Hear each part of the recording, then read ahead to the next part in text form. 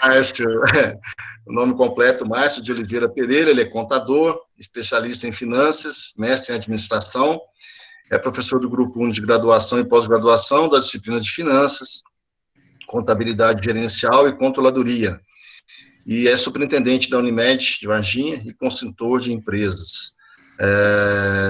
Associação Comercial Industrial de Varginha, Clube da Casa, Biotécnica, GT Minas, dentre outras. Ele atua como consultor nessas empresas, ok?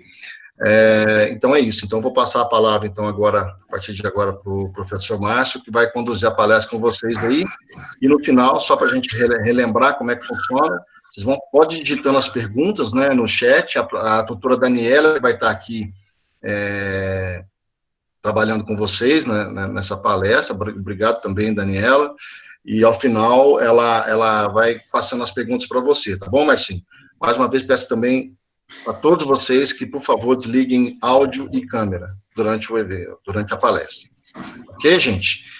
E o último recado, no final também a Daniela, mais para o final da palestra, a Daniela habilita para vocês aí, mostra para vocês o link da presença virtual, né, online, para o certificado depois, ok? Então, a palavra está contigo, Márcio, obrigado por estar aqui com a gente, obrigado por acreditar aí na nossa semana EAD, a gente está vendo que a EAD, nesse momento, está tendo uma importância muito grande na vida das pessoas, e graças a Deus, o preconceito tem diminuído, estamos vendo que é possível, sim, aprender, trocar experiência e construir conhecimento à distância. Obrigado, Márcio. A palavra está contigo. Valeu, Wanderson. Obrigado aí pela apresentação. A recíproca é verdadeira, né? Tenho um carinho enorme com você também, né? Com todos os professores. Bom, gente, eu não estou conseguindo habilitar a minha câmera, tá? A apresentação eu vou migrar aqui. Como o Wanderson falou, só uma ressalva, né? Não sou intelectual, sim, mas botafoguense, sofredor, muito, né? Então, nós estamos aí como diz aí o sertanejo, na sofrência pelo time há muito tempo. Pessoal, deixa eu só mudar aqui para o modo apresentação, para ficar mais fácil. Depois aí a câmera, se der para habilitar, no final a gente fala.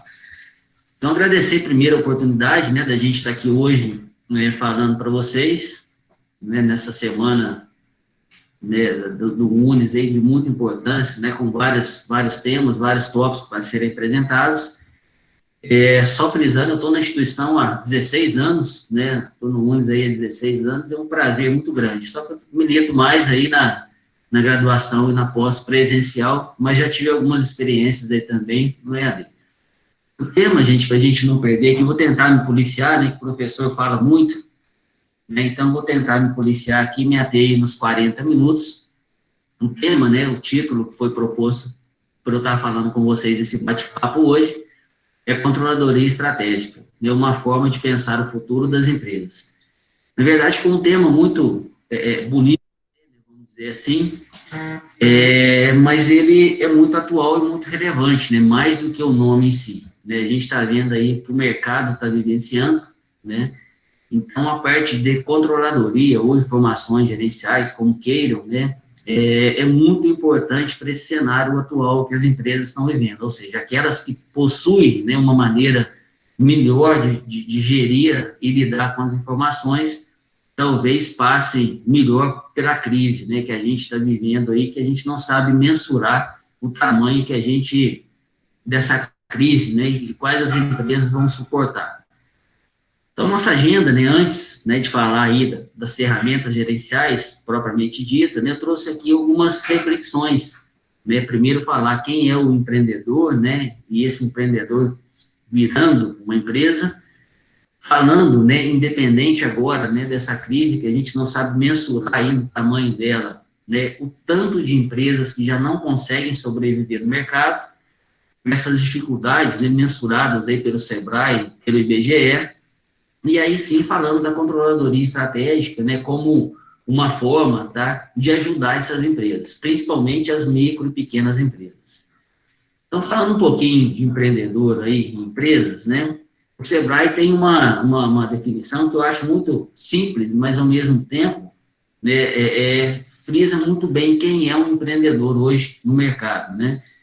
Ele é alguém que inicia algo novo, né, teoricamente, pessoa mais visionária, né, que pensa em alguma coisa que ninguém pensou, ou, né, não necessariamente nessa ótica, né, ele vai trabalhar por conta própria, ele tende a realizar antes, e o principal está até em letra maior aqui, ele sai.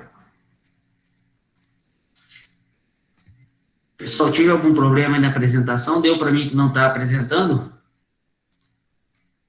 Sim, Márcio, parou de apresentar. Só um minutinho, deixa eu... Deve ser o compartilhamento de novo. Tenta apresentar agora de novo. Tá, só um minutinho. E ela de novo, fazendo favor.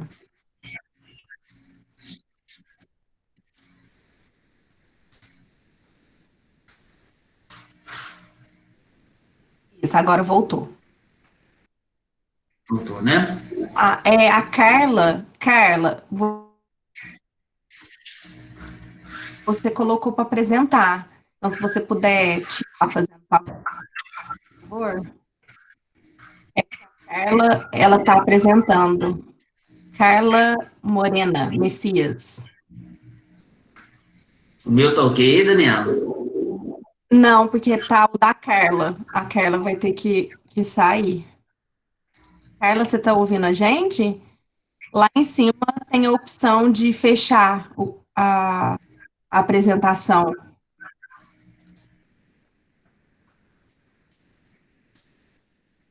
Aí, Márcio, agora vai aparecer. Aí, agora deu, Márcio. Voltou a mim aqui, né? Qualquer coisa você me avisa, por favor, tá, Daniela? Bom, gente, então, na verdade, o ponto principal, né, ou a transição dessa pessoa aí que tem sonhos, né, essa pessoa que quer empreender, que quer fazer uma atividade, né, por conta própria, talvez o grande problema, né, ou não, ou a solução, né, é quando ele sai da área do sonho, né, ou seja, aquilo que ele projetou, que ele pensou, e parte para a ação. Então, aí é que a gente tem um caminho longo, tá, para se pensar nessa gestão da empresa e principalmente na gestão dos números. Então, tem um fluxograma aqui que fala, né, a pessoa, né, tem a imaginação, ele é determinado, ele começa a ter que ter algumas habilidades, né, de conhecer processos, conhecer pessoas, né, e, por fim, uma habilidade de organizar isso tudo. E se tudo der certo, lá embaixo tem um foguetinho, né, se tudo correr bem, vai dar tudo certo.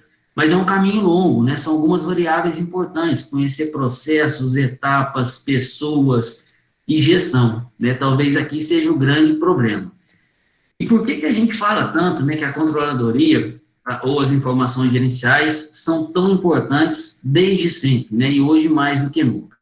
Eu busquei rapidinho aqui para vocês alguns conceitos de definição de empresa. Então, aquele empreendedor saiu, né, da esfera de projeto, entrou num plano de ação para trabalhar, e aí nós temos uma conceituação importante de empresa. O que é uma empresa?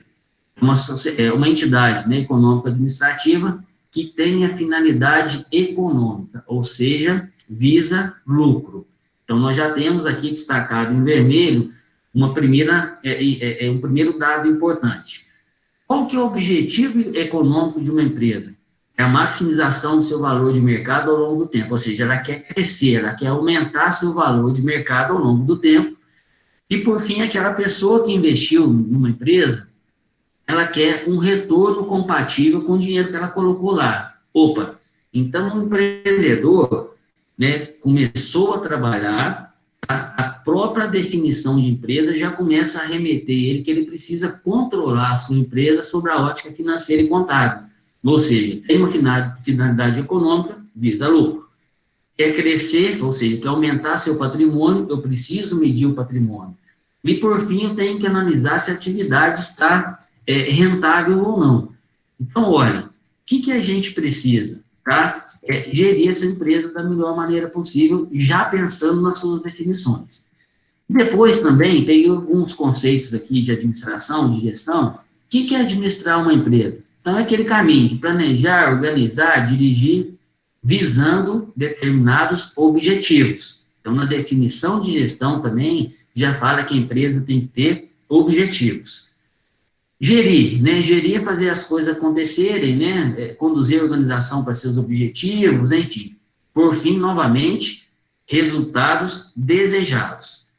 E o processo de gestão, né, se bem equalizado, né, se bem executado, né, ele vai levar a empresa a cumprir a sua missão, né, aquilo que ela foi proposta, e, por fim, né, que a empresa tenha uma continuidade. Talvez o maior desafio que a gente está vivenciando hoje é a perenidade das empresas. Então, lá atrás, a gente estava vendo o seguinte, na definição de empresa, fala que ela tem que ter lucro, que o sócio quer retorno, que ela quer aumentar seu patrimônio, e nas definições de gestão de empresa, já fala também, novamente, em resultados. Então, já está remetendo a gente que a empresa é um ente, né, jurídico que precisa ser avaliado. E aí, para a gente pensar num cenário do dia a dia, né, então o empreendedor já passou por essas etapas, o que ele precisa, né? Primeiro que ele decide todo dia. E aqui, falando até um pouquinho do micro e pequeno empresário, ele tem uma necessidade até maior, tá, dessas informações corretas aí. Por quê? Ele faz tudo, né? Ele é o RH da empresa, ele é o gestor financeiro da empresa, às vezes ele faz o cafezinho da empresa, às vezes ele faz o marketing da empresa, enfim. E para gerir isso tudo, ele tem que ter informações corretas, ou seja, eu tenho que cravar, né, que tem uma informação correta. E, por fim, né, tendo essas informações, né, esse gestor precisa, primeiro, identificar problemas e alternativas, né, para solucioná-los. Então, esse talvez, né, seja o grande desafio. Qual é o meu problema e quais as alternativas? Então, pessoal, nesse preâmbulozinho aqui, tá, para a gente pensar, tá? Olha para vocês verem uma coisa. Desde o nascedouro de uma empresa, né, no projeto de uma empresa, já se tem vários conceitos que precisam ser mensurados. Lucro, maximização de riqueza, risco, retorno, objetivos, resultados, problemas, alternativas. Então, são muitas interrogações, né? E será que o empresário, o empreendedor está preparado? Será que o mercado, né, pratica essas ferramentas? E eu posso afirmar para vocês, enquanto consultor, que a maioria não. Então, aqui é um grande problema das empresas e também passa a ser uma grande oportunidade de mercado para vocês. E posso falar, sem sombra de dúvidas, né, eu tenho aí 33 anos de mercado, né, muitos de vocês, a maioria nem tem essa idade, eu estou no mercado, tenho 33 anos de carteira assinada. A maioria das empresas precisam dessa pessoa. Quem vai fazer essa gestão desses números, dessas informações? Então, é um nicho de mercado muito grande para se trabalhar hoje, tá? E aí, só para ilustrar também, ratificar isso, eu acompanho há um bom tempo, né, algumas pesquisas aí do Sebrae e do IBGE, que falam aí da taxa de mortalidade das empresas, que deve aumentar drasticamente, infelizmente, esse ano, né, em função aí da Covid. E vem mostrando um cenário muito cruel, tá, exceto as grandes, tá, mas eu queria fazer uma analogia um pouco das pequenas para a gente trabalhar. Olha para vocês verem uma coisa, tá? Desde 2004 eu venho acompanhando essas atualizações. Então, hoje, tá, 27% do PIB, em torno de 27% do PIB, é gerado aí por micro e pequenas empresas. Mais de 50%, tá, dos empregos, tá, formais são das micro e pequenas empresas.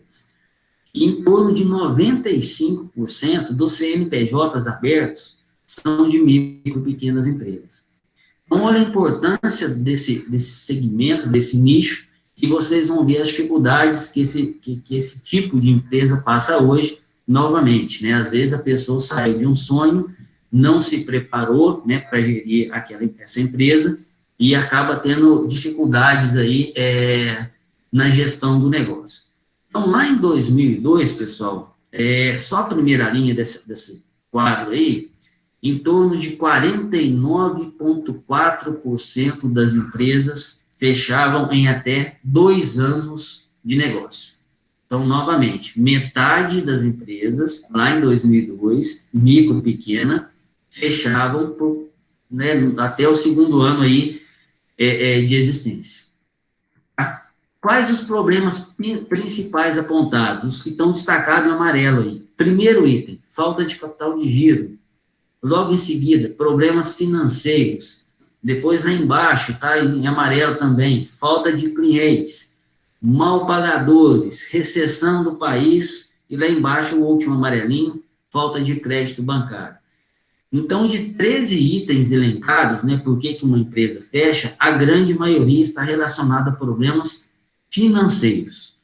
Então, aí acende, né, um sinal de alerta para os empresários e acende também uma possibilidade de mercado aí de trabalho para nós, tá? Beleza. Ah, Marcinho, mas é Marcinho mesmo, tá? O Anderson falou aí, pessoal, todo mundo me chama de Marcinho mesmo, tá? Então, Marcinho, mas essa pesquisa é muito antiga. Então, vamos um pouquinho mais recente, tá? Novamente, está em 2012, foi atualizada essa pesquisa, e ainda continua aí na casa de 49, 45, 50, 54, ou seja, metade das micro e pequenas empresas continuam fechando em até 2 anos de atividade. É muito, né? E aí, em 2014, foi a última pesquisa que eu consegui identificar aqui, até foi no Sebrae de São Paulo, novamente veio, né, aqui à tona por que essas empresas estão fechando, tá? Aqui, rapidinho, né, motivação para se abrir uma empresa, 26 identificaram uma oportunidade, 37 desejavam ter seu próprio negócio. No primeiro ano de atividade, elas já começaram a ter uma falta de capital ou lucro, tá? Essa é a grande realidade. Das empresas encerradas, o que maior foi apontado por esses empresários, tá?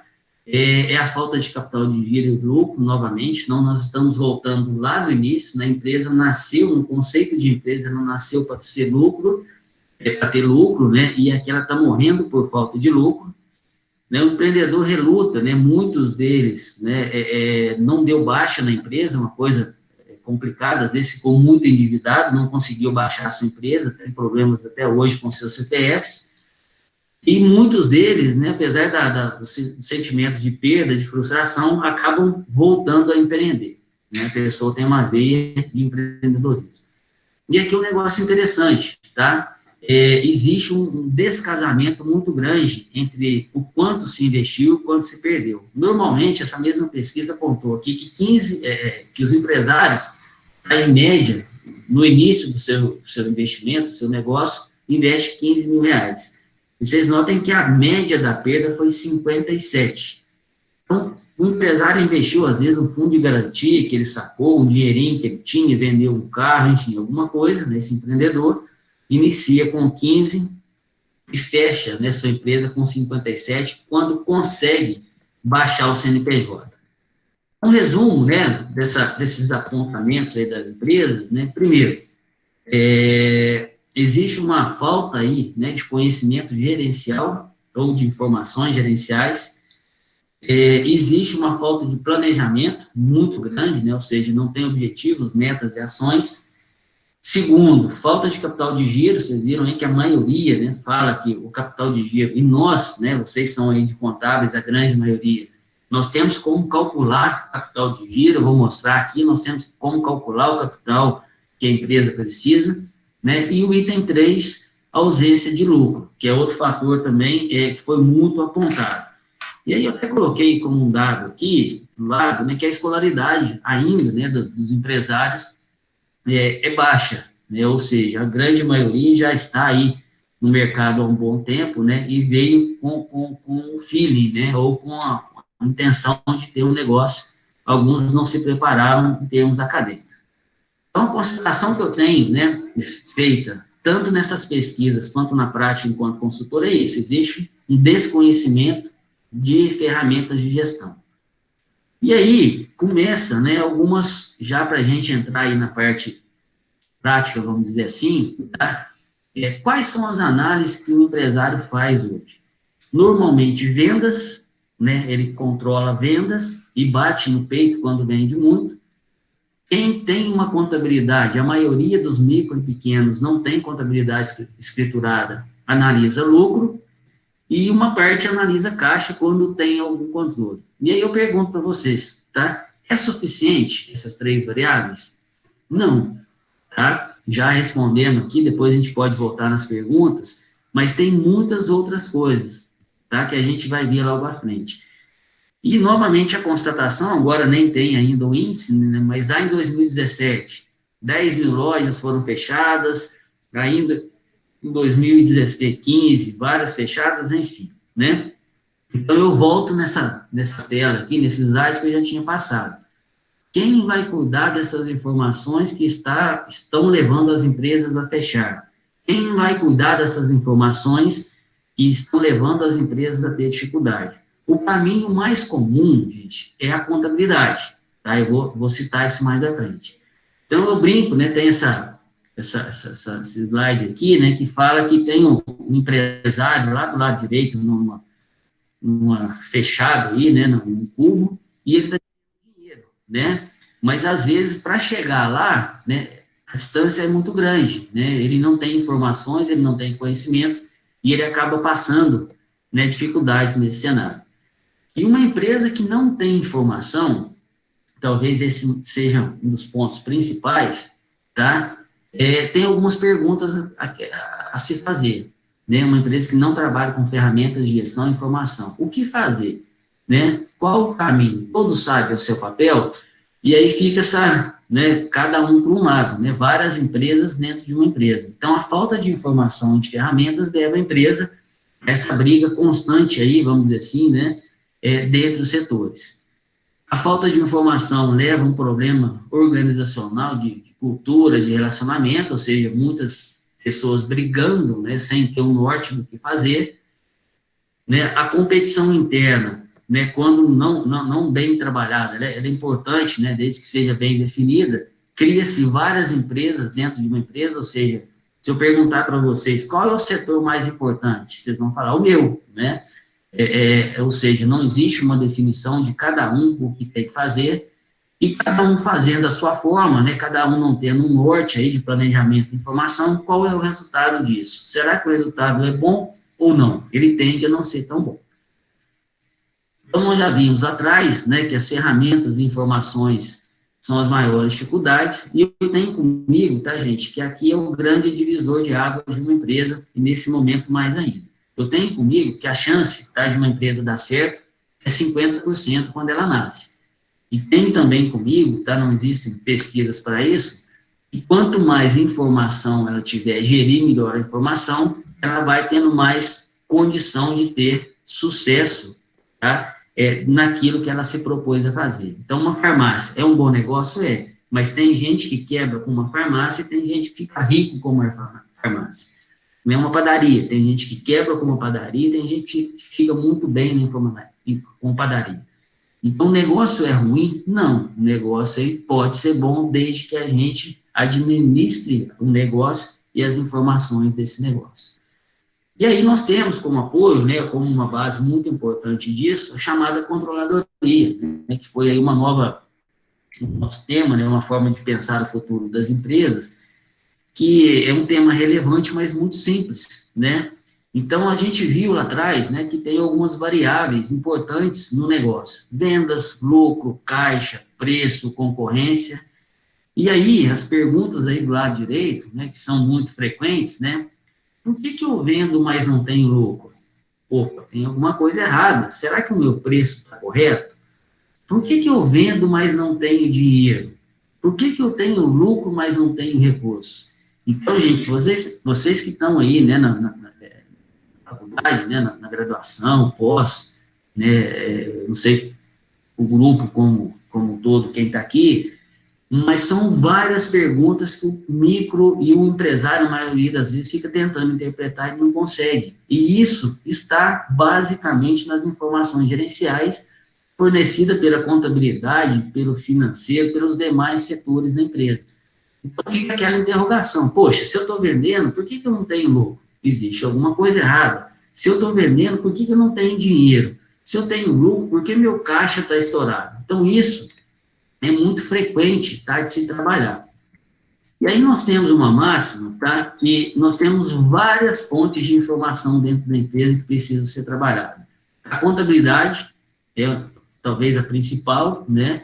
O financeiro, a gente tem as operações do dia a dia, isso eu falei, por que não está dando lucro? Será que a minha compra está correta? Será que a minha precificação está correta? Enfim, Isso tudo vai gerar uma planta, né, de informações gerenciais, né, que a gente chama de controladoria. E aí, muito importante, tá, para vocês que enveredarem por essa área, tá, que essas informações gerenciais, elas têm que ter um foco, o usuário da informação. Qualquer pessoa que for trabalhar com informação hoje tem que pensar no usuário da informação. E o segundo ponto importante, tá? Tem que se trabalhar com ferramentas disponíveis. Eu falo hoje que existe uma certa preguiça mental, né, no meio empresarial e às vezes aí até nos funcionários mesmo, tá? Que a pessoa fala assim, eu não faço isso porque eu não tenho software, eu não faço isso porque eu não tenho ferramenta. Gente, ferramenta a gente busca hoje, tem uma série de ferramentas gratuitas, planilhas de Excel, quem é expert aí em Excel acaba fazendo, né, belas planilhas, belos controles, enfim. Tem que se pensar no usuário e nas ferramentas disponíveis para se trabalhar nesse cenário. Então, não pode ter preguiça. Quem falar que vai trabalhar com controladoria tem que ser um empreendedor aí da informação. Aqui nós temos, né, dois viés importantes, né, só para vocês entenderem. A controladoria, né, ela veio, né, como sempre, aí, né, a gente tem uma base muito forte nos Estados Unidos, né, lá ela teve uma ênfase no controle, uma contabilidade com um novo nome, uma evolução para a contabilidade gerencial e os sistemas de informação contábil. Então, esse foi o mote, né, uma maneira que ela surgiu. No Brasil, já tem um norte um pouco diferente. Ela surgiu devido, né, a uma atuação inadequada dos contadores e também dos administradores. Ou seja, ninguém queria trabalhar com essa informação gerencial, né, nem o administrador e nem o contador. Surgiu aí, né, a controladoria como um controle geral. A gente brinca, né, tá até entre aspas aí, como um dedo duro, né, alguém que começou a medir a empresa, a trabalhar a empresa sob uma ótica de indicadores e números. Ela tem uma vocação muito forte em controle, né, e resultados para a empresa. De forma rápida, né, vou ler só a primeira aqui, que fica mais clara, depois vai ficar disponível aí para vocês a apresentação, né? Então, o que é essa controladoria, que é um setor tão importante, que vem sendo cada vez mais importante para as empresas? É um departamento responsável pelo projeto, elaboração, implementação e manutenção de um sistema de informações integradas aí, né, operacionais, financeiras e contábeis. Ou seja, ela quer dar suporte de informação para cada gestor, para cada proprietário, para cada dirigente, enfim. É um setor que vai elaborar um projeto de trabalhar com informações dentro aí das empresas. Ela tem um princípio básico, né, ela atua em várias áreas. Esse fluxograma aí mostra para nós, tá, qual que é a perspectiva dela. Então, tem todo a gente vai delinear ela através de um planejamento estratégico, operacional, até chegar nas informações, buscar dentro de custos, a parte toda aí de informações. Então, uma autoalimentação, né? A controladoria alimenta a empresa de informação e busca informação o tempo todo dentro das empresas. Nós temos dois eixos, tá, importantes. Nós temos uma controladoria, que às vezes o próprio nome já fala, né, a parte de controle dentro da empresa, né, a parte de mensurar as atividades dentro da empresa, e nós temos a controladoria estratégica, né, que é o sistema de informação contábil, ou seja, aqui a gente vai dar um upgrade na empresa no que diz respeito aí às informações para ela trabalhar, né, dentro desse cenário aí de dificuldades. Nós temos vários, tá, produtos e serviços, né? Então, ela vai fazer todos os estudos especiais que envolvem números dentro da empresa, assessoria econômica, ela vai analisar aí desempenhos, resultados, monitoramento, implementação de ações corretivas, enfim, é uma gama muito grande, né? Tudo aquilo que envolve mensuração e indicadores é da controladoria para se trabalhar. Vocês lembram lá atrás, tinha várias setinhas, né, para todos os dados aí, ou seja, uma empresa sem uma coordenação de planejamento, controle e informação, cada um trabalha para um lado. Quando a gente implementa um sistema de controladoria que vai medir os processos da empresa e criar os indicadores, nós temos, né, uma seta única, ou seja, a gente começa a integrar a parte de operação e estratégia, a gente passa para a empresa uma visão clara do caminho a ser seguido. Nós não temos várias empresas mais, né? Nós temos uma empresa só, né? Todos trabalhando em conjuntos, e aí vários resultados positivos. Então, pessoal, em linhas gerais, tá, conceituais, é isso, né, que eu queria passar para vocês. E agora, de forma prática, né, lógico que o tempo é escasso aqui para a gente tratar em 30, 40 minutos, eu vou passar para vocês vários modelos de relatórios, de controles, enfim, né, de oportunidades de trabalho que se tem. Volto a frisar, tá, gente? É uma área carente de profissionais. Falando abertamente para vocês aqui, eu não dou conta, né, da quantidade de empresas que às vezes me ligam, né, você pode pegar um projeto aqui de montar um setor de controladoria, de informações gerenciais e financeiras, não, a verdade é essa, não dou conta, tá? Mês passado eu recruzei 3 propostas, né, 3 empresas que me chamaram, eu nem reuni, porque não tinha condição de pegar em função das atividades. E são poucos os profissionais, né, a gente nota que os contadores, normalmente, tá, vão mais para a linha de parte fiscal, da linha de contabilidade mesmo, né? Os administradores, né, se identificam mais com marketing, com RH, com planejamento, e essa parte de gestão de números, né, ou a parte de gestão das informações acaba ficando meio, né, capenga, né, se me permitem falar assim, ou meio deixado de lado. E aqui a gente começa, tá, gente? É uma infinidade, tá? De uma situação. Então, por exemplo, para a gente falar aí de capital de giro, né? A gente teria que medir um ciclo operacional e um ciclo financeiro, ou seja, será que os meus prazos estão encaixados? Será que aquilo que eu estou fornecendo de prazo para o meu cliente e aquilo que eu estou recebendo tá casado? Será que eu tenho um nível de estoque muito grande? Isso é possível medir. Então, olha para vocês verem aqui uma forma, né, de uma empresa que a gente faz. Vou me ater só no primeiro gráfico. Essa empresa aqui, no que diz respeito ao prazo médio de estocagem, tá? Ela trabalha com 74,65 lá em agosto, ou seja, ela tem um estoque de 1.949.000 e ela tem uma necessidade de estoque de 889. Um pelo outro dá 65 dias. Então, essa empresa está com estoque parado, né? Aí, do lado, a gente consegue calcular o capital de giro, ou seja, a gente tem fórmulas, que aí até você talvez já tenham visto aí na graduação de vocês, a gente calculando pelo capital circulante líquido em relação à necessidade de capital de giro, a gente sabe se a empresa tem, né, sobrando ou está faltando capital de giro. Feito isso, né, a gente consegue mensurar se a empresa tem um processo aí falimentar, né, o chamado efeito tesoura. Então, a empresa, quando ela começa a descasar, tá, o capital de giro, aquilo que ela precisa e aquilo que ela tem, ela vai entrando nessa última linha descendo aí, a gente chama de saldo de tesouraria, e vai chegar no estágio que vai ficar tão distante a necessidade de capital de giro do que ela tem, o que ela precisa, que ela quebra. Outro cenário que é muito fácil da gente calcular, então a gente pode ir lá para a área de análise das demonstrações. A gente pode analisar a capacidade de pagamento da empresa, a gente pode analisar o endividamento da empresa, a gente pode analisar a lucratividade da empresa, tudo isso com informações retiradas da contabilidade. Né? Então, nós vimos lá que tem várias empresas falando de lucro. Pela contabilidade, pelas informações, a gente pode calcular o ponto de equilíbrio, ou seja, quanto que a empresa precisa faturar para cobrir suas despesas. Né? É comum a gente ver que uma empresa, olhem lá na última linha, por favor, uma empresa que vendeu muito mais e teve um resultado muito menor. Então, ou seja, existe algum indicador aí que a empresa não está bem no que diz respeito à sua performance.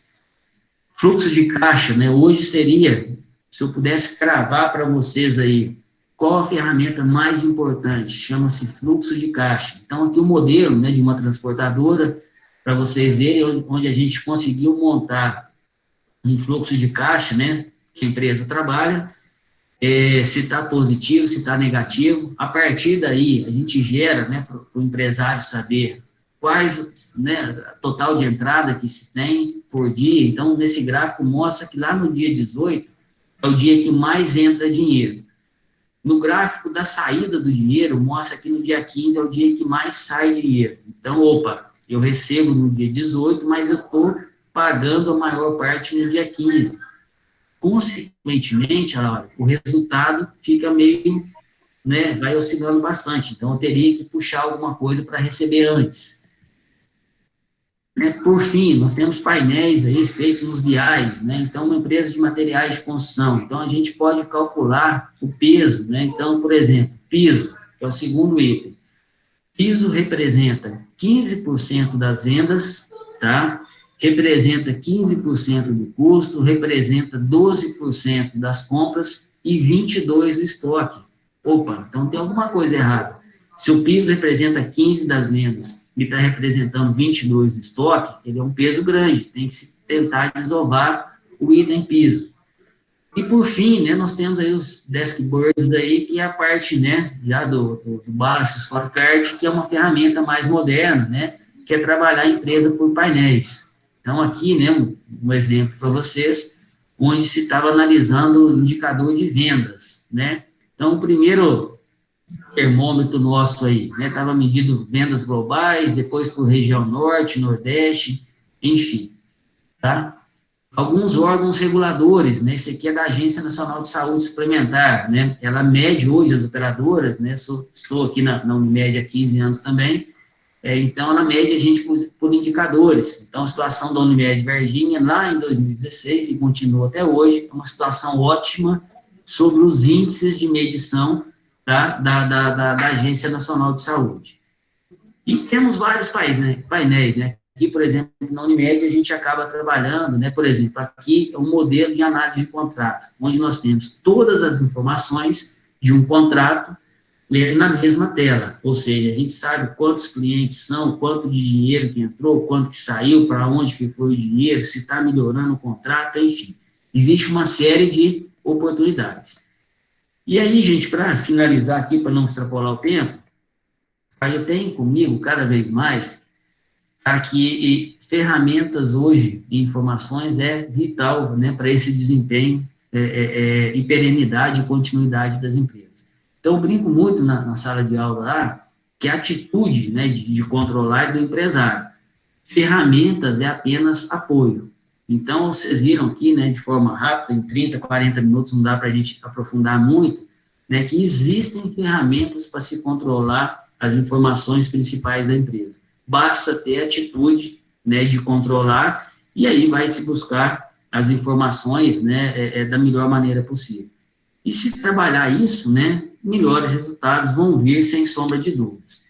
Então fica aí, né, esse alerta, né, a gente está vendo que a crise é muito grande, né, a gente não sabe dimensionar ainda, e eu tenho comigo também, né, que quem já estava mais avançado, né, nesses controles gerenciais, nessa análise de caixa, de capital de giro, de resultado, possa passar por essa crise de uma maneira melhor. E quem já estava desorganizado, talvez vai deixar de existir, né? Então, talvez essa crise venha só para aflorar, né, o que já existia nesse cenário empresarial aí, tá bom? Pessoal, obrigado aí pela paciência, né? Desculpa, né, se foi rápido, mas eu queria passar, né, pelo menos pelas informações, e agora a gente abrir para as perguntas, que eu acho que é o ponto principal nosso aí. Professor Márcio, vamos lá, então, as perguntas. Na verdade, o Éder fez duas. Pessoal, se alguém mais quiser fazer pergunta, pode escrever aí ou habilitar o microfone, tá? O Éder perguntou, com essa taxa citada de fechamento e falado sobre setor financeiro ou capital de giro, qual é o maior problema que leva isso a acontecer? A grande concorrência ou a má administração? Bom, Éder, né? Isso, Éder. Na verdade, a concorrência sempre existiu, hoje ela é maior, né, vamos dizer assim, tá? Mas eu acho que a má gestão hoje é o grande problema, tá? Então, principalmente no que diz respeito aí às micro, pequenas, né, que foi a pesquisa, os sócios misturam dinheiro, né, dele com a empresa, às vezes a empresa poderia dar para ele uma retirada de 2 mil, 3 mil, ele tira 10, então, no fim, não é a empresa que é ruim, na maioria das vezes, o empresário é que acaba sangrando muito a empresa. Então, a má gestão, ela é mais maléfica, vamos dizer assim, tá? do que a própria concorrência, né? Concorrência, hoje a gente sabe, é tudo muito disponível, a gente tem ferramentas, o mercado, né, acaba trabalhando isso para a gente, então a falta de gestão ou a má gestão é que leva a maior dificuldade dentro da empresa. A outra pergunta se eu abrir um negócio com investimento de 80 mil e com capital de 40, qual é a porcentagem que eu posso mexer para que eu não entre no vermelho? Bom, aí teria que ver o ramo de atividade, tá? Quem fez a pergunta, Daniela? O Éder também. O Éder, na verdade, existe aí, não sei se você é do curso de contábeis, mas se você fizer, tá, pelo balanço patrimonial, você vai saber o dimensionamento da tua empresa. Então, lembrando lá, qual que é o dinheiro, tá, ou qual que é a necessidade de dinheiro que eu tenho hoje para abrir uma empresa. Eu preciso primeiro do imobilizado, né, ou seja, eu tenho que montar a estrutura, depois eu tenho que montar o estoque e tenho que ter um capital de giro para suportar durante alguns meses onde né, não tem faturamento nem um recebimento tão alto. Então, se você fizer a estrutura do balanço patrimonial primeiro montando o ativo, você vai saber a necessidade de dinheiro que você tem, tá? Então, não dá para precisaria saber aí do ramo de atividade, mas se você for pela ótica do balanço patrimonial, montando a estrutura física, imobilizado, depois a necessidade de estoque que você vai ter e o capital de giro que você precisa, acaba sendo bem assertivo esse montante de recursos, tá bom?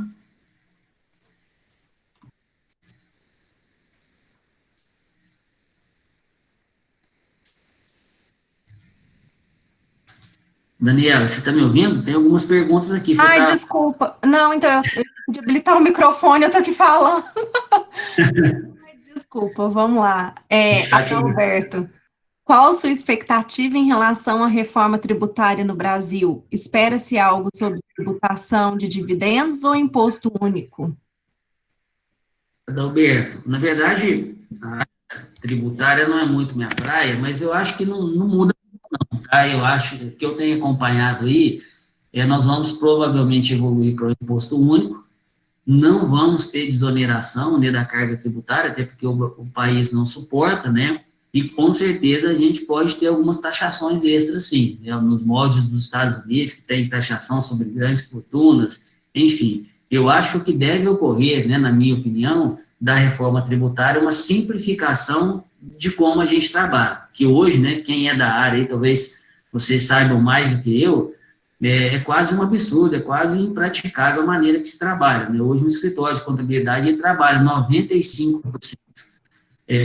para o governo e 5% para o empresário. Deveria ser o contrário, né? Deveria trabalhar para o empresário nessas informações gerenciais, ao invés de trabalhar com o governo. Mas com o formato, né, hoje, dos tributos, aí, da maneira que se trabalha da burocracia, então, a minha perspectiva é uma simplificação no formato, tá? Mas não é fácil, né? Porque vai ter que sentar aí União, Estados e municípios e dividir esse bolo, né? Eu acho que não é uma conta simples e algumas taxações essas que devem vir aí sim, com certeza.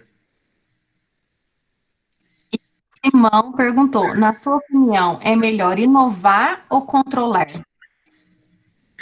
Eu acho que as duas, tá? Eu acho que, na minha opinião, o controlar, né, ele é muito importante, porque senão inova tanto, né, mas você não tem controle, e isso é muito comum, né? Tem pessoas que são muito empreendedoras, inovadoras, e não são, tá, controladoras. Ah, Marcinho, mas o que eu faço? Contrata alguém, né? Então, se eu tenho um perfil muito inovador, a gente está vendo agora, né, as empresas, a grande maioria está tendo que se virar nos 30 aí e inovar mesmo, né, porque mudou toda a sistemática, né? Então, a gente está vendo que o pessoal está inovando. Mas não adianta nada, né? Eu inovo, faturo, mas não controlo dentro da minha empresa, eu gasto mais do que eu arrecado, né? Novamente, eu tiro mais dinheiro do que eu tenho, enfim. Então, eu preciso das duas coisas. Eu acho que inovar, hoje, mais do que nunca, é necessário, mas se eu não tiver controle também, eu acho que não vai ter sucesso aí, tá? E o Elielton perguntou também aqui agora, 100%, qual porcentagem para se gastar em suprimento em uma empresa? Suprimento, será que ele está falando em estoque? Elielton, é em estoque? Responde pra gente. Sim. Então, na verdade, tá, varia muito do tipo de empresa, né? Vou te dar um exemplo. Se for uma prestação de serviço, você não tem que ter estoque nenhum. Se for uma farmácia, você tem uma reposição de estoque diária, ou seja, você pede às 6 horas da tarde e no outro dia está lá a reposição para vocês. Agora, por exemplo, material de construção. Vem um piso lá do Rio Grande do Sul, né? Normalmente vem do Sul. Eu tenho que ter um volume maior. O que você tem que definir é um parâmetro de estoque, tá? É mínimo. Qual que é o seu giro de estoque? Você vai ter exatamente aquele necessário, né? Mas tem uma conta, até do presidente do Clube da Casa, ele fala o seguinte, tá? Ela não é 100% testada, mas ela acaba dando certo na maioria das vezes. Se você pegar aí 100 mil reais e dividir 33 mil, né, ou 33%, para você trabalhar no seu imobilizado, 33% para você trabalhar no seu estoque e 33% para capital de giro, normalmente dá certo, mas não dá para cravar, né, porque tem ramos de atividade que precisam de mais estoque e outros menos, tá bom? Mas tem que ter uma medição, aquilo que eu falei, nós temos que ter um histórico, né, informações desse histórico, e o estoque hoje é o mínimo necessário, tá? Tem que ser o mínimo do mínimo mesmo. Se a reposição é rápida, igual uma farmácia, na farmácia, para vocês terem uma ideia, o dono lá, ele, ou o gestor, ou, né, farmacêutico, vai lá às 6 horas da tarde, entra no sistema, vê a necessidade, né, já existe um parâmetro lá de compras, vê a necessidade, ela aperta um botão lá e faz o pedido. Às 9 horas da manhã, 8 horas da manhã do outro dia, já está a reposição do estoque. Então, você tem que trabalhar com estoque mínimo mesmo, tá bom? Então, depende muito do ramo, tá? Mas essa continha aí, que não é muito, na verdade, na prática ela funciona, não tem evidência, vamos dizer, científica, né? Às vezes dá certo, 30%, 33% para cada um dos 3 eixos do ativo da empresa. E tem mais uma aqui, do Jandemi, não sei se eu falei certo. Para eu estar abrindo um negócio próprio com uma renda de 15 mil de investimento, qual o valor de reserva que eu deveria ter? O negócio seria uma casa de ração. Qual o nome, Daniela? Acho que Jandemi. É o seguinte... A gente está pronunciando certo? Na verdade, Jandemi, se eu entendi bem, tá? E você tá falando, né, de uma casa de ração. Novamente, tá? Você tem que entender a dinâmica do seu capital de giro. Se você for trabalhar no cartão de crédito e trabalhar com 30, 60, por exemplo, né, ou seja, 2 parcelas, você vai ter que ter mais reserva. Não, se onde você vai abrir, de repente, num bairro onde eu tenho mais movimento de dinheiro, você vai ter que ter menos reserva. Por quê? Tá? Se você comprar, vamos dizer assim, que o teu fornecedor lá vai te fornecer com 30 dias para você pagar. Mas se você demorar 30 e 60 para receber, já muda toda a sua dinâmica, tá? Aí você vai comprar novamente, ou seja, vai pagar mais uma fatura e você vai estar recebendo a segunda. Então, é importante que você tenha esses prazos bem definidos. Feito o prazo, depois você entra até na apresentação aqui de novo, lá tem o cálculo. Como é que eu calculo a minha necessidade de capital de giro? São os prazos do ciclo de caixa ou do ciclo operacional.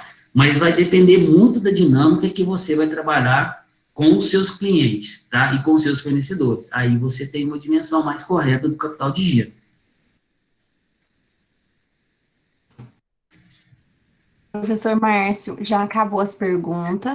O Wanderson pediu mais uma vez para te agradecer. Ele teve que sair porque ele estava indo para uma reunião. E o Dimas também pediu para te agradecer. Ele não conseguiu chegar a tempo, mas em nome do Wanderson, do Dimas e do Grupo Unis, a gente queria te agradecer pela disponibilidade de vir trazer tanto conhecimento aqui para nós. Oi, Daniela, eu que agradeço vocês, tá? Eu vi aqui alguns comentários, né? Espero ter atingido, né? Enfim, o objetivo. E depois, se quiser passar meu e-mail para o pessoal também, se tiver alguma dúvida, tá? Pode passar aí alguma outra informação, a gente pode estar trabalhando aí, tá bom?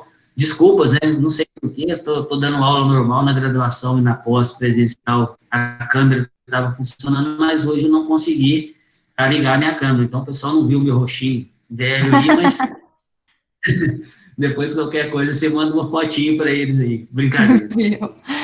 E eu já postei aqui para o pessoal o formulário, viu, pessoal, para marcar a presença. Eu vou colocar aqui novamente para vocês terem direito ao certificado. E, professor, nós batemos 80 alunos aqui, 80 pessoas, na verdade, né? Aqui na sua. Muito obrigada mesmo, viu? Eu vou parar a gravação aqui.